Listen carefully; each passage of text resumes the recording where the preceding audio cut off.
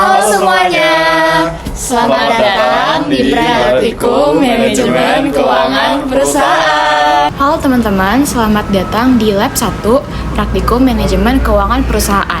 Di lab ini kita akan membahas tentang Introduction to Managerial Finance.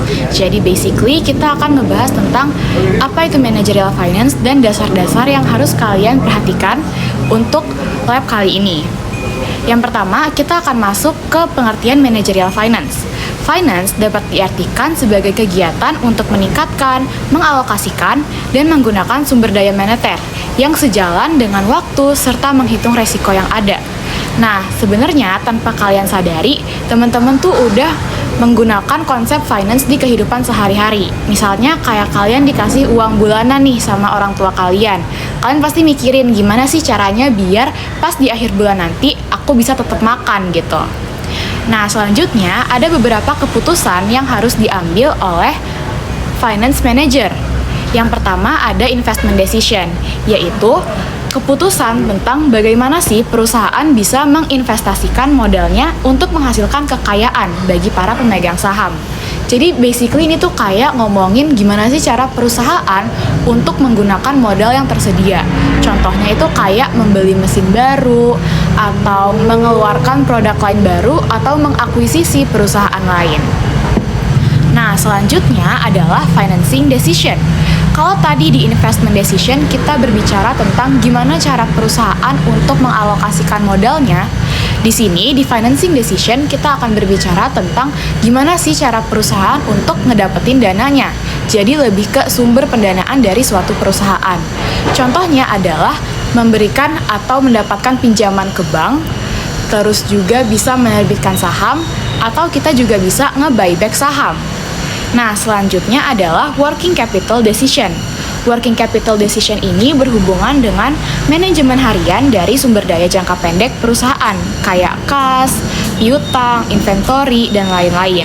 Contohnya itu bisa menggunakan strategi just in time untuk mengelola persediaan, atau bisa juga membuat cash forecasting. Oke teman-teman, jadi sekarang kita akan masuk membahas terminologi yang bakal sering kita pakai di Managerial Finance. Yang pertama, kita akan sering dengar yang namanya risiko. Risiko itu apa? Risiko itu adalah segala kemungkinan perbedaan hasil dengan yang diharapkan akibat ketidakpastian. Adanya ketidakpastian itu nanti bakal kita sebut dengan standar deviasi juga di mata kuliah selanjutnya. Jadi risiko sendiri ada dua jenis. Yang pertama adalah risiko bisnis dan juga risiko keuangan. Risiko bisnis itu apa? Risiko bisnis itu adalah risiko perusahaan tidak mampu menutupi biaya operasional bisnis. Yang kedua, risiko keuangan. Risiko keuangan itu apa? Risiko keuangan sendiri itu artinya risiko perusahaan tidak mampu memenuhi kewajiban finansial perusahaan. Selanjutnya ada shareholders atau stockholders. Jadi shareholder atau stockholder ini adalah individu atau badan hukum yang secara sah memiliki satu atau lebih saham dalam sebuah perusahaan. Contohnya adalah kalau teman-teman di sini udah praktek untuk membeli saham, maka teman-teman bisa disebut sebagai shareholders. Selanjutnya ada stakeholders. Stakeholders itu apa? Stakeholders adalah seluruh pihak yang memiliki hubungan ekonomi langsung dengan perusahaan. Jadi stakeholders ini kalau teman-teman di akuntansi keuangan bakal sering dengar sebagai pemangku kepentingan. Oke, selanjutnya ada working capital. Working capital itu apa? Working capital itu adalah investasi aset jangka pendek atau aset lancar dalam sebuah periode akuntansi dan dapat dicairkan menjadi uang kas. Ini bakal kita bahas di beberapa lab selanjutnya. Jadi teman-teman keep in mind ya tentang working capital. Selanjutnya ada rate of return. Rate of return adalah tingkat pengembalian atas suatu investasi. Jadi kalau teman-teman sering lihat ada yang namanya yield juga. Jadi yield itu ada salah satu jenis return. Misalnya 7% atau 10% itu adalah tingkat pengembalian. Selanjutnya ada dividen. Dividen adalah pembagian laba perusahaan kepada pemegang saham berdasarkan jumlah saham yang dimiliki. Dan terakhir ada cash flow. Cash flow ini adalah aliran masuk dan keluar uang dalam sebuah perusahaan selama periode waktu tertentu. Jadi misalnya ada cash in dan cash out. Oke, selanjutnya kita bakal belajar apa sih bedanya akuntansi keuangan dan manajemen keuangan. Nah, pertama kita lihat dulu dari indikator definisinya. Kalau manajemen keuangan itu artinya seluruh aktivitas pencairan dana dan pengelolaan aset. Jadi dia ini lebih berfokus tentang keputusan yang diambil dalam perusahaan itu sendiri. Sedangkan akuntansi keuangan itu berarti aktivitas yang menyediakan informasi. Nah, kayak yang udah teman-teman pelajarin juga, informasinya itu biasanya berupa laporan keuangan. Nah, kita lihat indikator fungsi. Manajemen keuangan itu membantu middle dan top manajemen untuk mengambil keputusan finansial. Nah, keputusannya itu yang udah dijelasin oleh rekan aku sebelumnya, ada investment, financing, dan working capital. Untuk akuntansi keuangan itu adalah membuat laporan keuangan kayak neraca, laba rugi. Nah, tujuannya sendiri, manajemen keuangan adalah untuk meningkatkan kesejahteraan pemegang saham. Bisa dengan cara meningkatkan laba atau menjaga kontinuitas dari suatu bisnis itu sendiri. Untuk akuntansi keuangan itu adalah untuk menyusun laporan keuangan atau informasi bagi pihak internal ataupun eksternal untuk mengambil keputusan mereka. Misalkan untuk membeli saham atau tidak, atau untuk memberikan kredit atau tidak. Alat utamanya ini sebenarnya untuk manajemen keuangan alatnya tuh banyak, tapi di sini cuma di-mention 3, yaitu analisis investasi, struktur modal, dan rasio keuangan. Untuk akuntansi keuangan, ya laporan keuangan kayak neraca, laba rugi, sama arus kas. Komponennya, manajemen keuangan lebih berfokus ke pendapatan dan beban, sedangkan akuntansi keuangan itu berfokus pada harta, utang, dan modal atau aset, liabilitas, dan equity. Fokus dari manajemen keuangan itu ke masa depan, karena tadi dia pengambilan keputusan dalam perusahaan itu ke depannya mau gimana. Sedangkan kalau akuntansi keuangan, kayak yang udah teman-teman pelajarin juga, kita tuh nyata transaksi yang udah terjadi di masa lalu, makanya dia itu historis. Basis kita untuk di manajemen keuangan itu adalah cash basis, atau pencatatannya itu dilakukan kalau misalkan udah ada cashnya, misalkan cash masuk ataupun cash keluar. Sedangkan pada akuntansi keuangan itu lebih berfokus pada accrual basis, atau kalau misalkan kewajiban udah terpenuhi atau sumber daya udah dipakai, maka akan dicatat. Nah, disclaimer dulu teman-teman. Sebenarnya untuk manajemen keuangan dan akuntansi keuangan itu pakai dua-dua basisnya. Jadi bukan berarti akuntansi keuangan tuh nggak pakai kas basis. Jadi mereka tuh dua-duanya tuh pakai, tapi lebih fokus ke salah satunya aja.